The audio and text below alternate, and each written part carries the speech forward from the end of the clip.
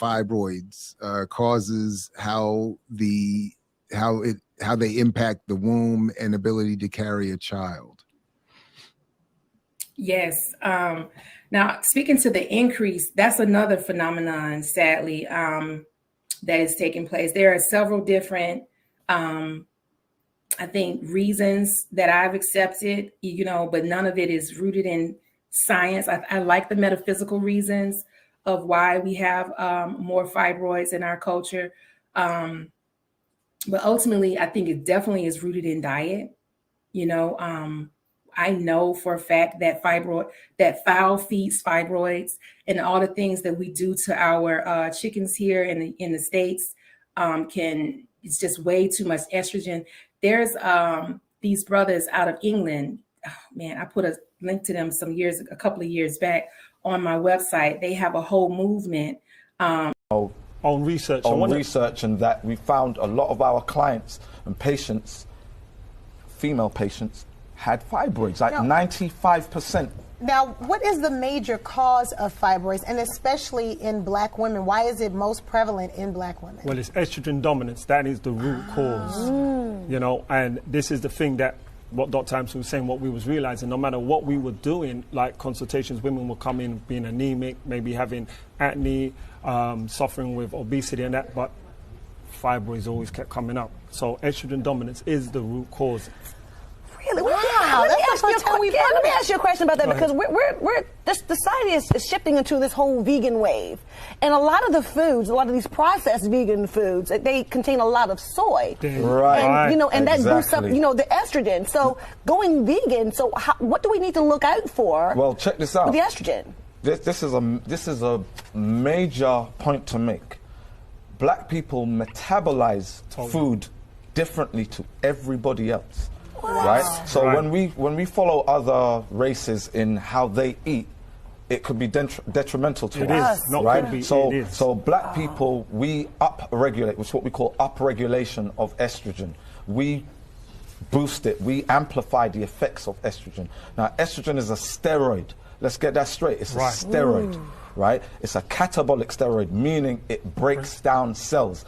It gets into cells and attacks the energy of the cell. So cells lose their charge, and then they become food or fodder for white blood cells, and that's where inflammation starts. Yes. So fibroids are inflammation tumors. So inflammation increases your risk of getting fibroids. Right. Because inflammation feeds off estrogen, and it works hand in hand. And then that's what knocks off your cycle. You become more fatigue, heavy bleeding, cramping. Ooh, golly jeepers. I mean, then infertility could kick in. It just ruins your whole personal life.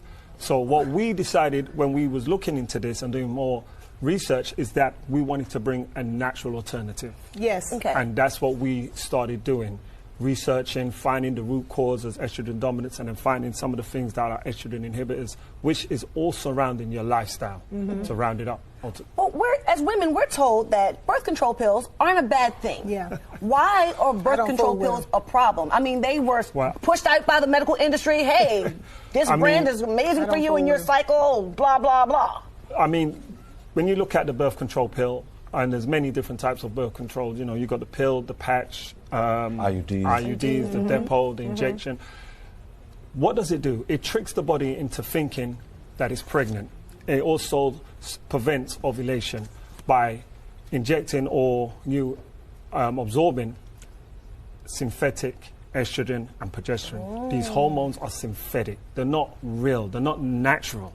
And remember, we said they're steroids. Yes. So now you're dealing with synthetic steroids that are not produced naturally in the body, right? Yes. And it's tricking the body. Every time and the tricking the body. The worst thing about it is that these birth control is handed out like candy to children. From Remember, the age of 12, 13. Absolutely. It's like, I got a bit of acne. Here's birth control. I got irregular bleeding. Here's birth control. They got a cut on their elbow. Here's birth control. Now, I have a question. My sister was recently diagnosed with breast cancer, and she had the tumor removed. It was stage 1, but they want to put her on a pill called tamoxifen. And so it's supposed to lower your estrogen. Is this a good thing too then, since it's a medication? Right, and no, it's not. Because when you're looking at things like breast cancer, fibroids, like I just said earlier, you're looking at a dietary issue. You can't replace a dietary issue with medication. You're just adding to the problem.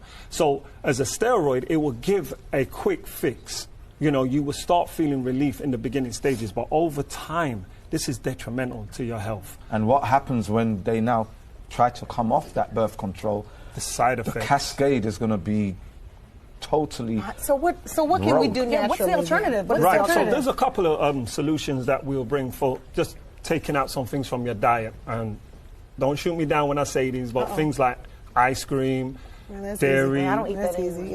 all meat. Now, we know that we've been brought, everyone, I know as black people, we love black people chicken. But, you know, try to maybe find the best source of meat if you're going to do it, or cut it down, you know. Just choose one meat and then try to, you know, have it twice, 3 times a week, and then cut it down as you progress, because the ultimate goal is to become plant-based. Right. Yes. But even with saying that, and you made a good point earlier on, is the soy, the tofu. Be careful of the soy intake, yes. Now don't replace toxins with plant-based toxins.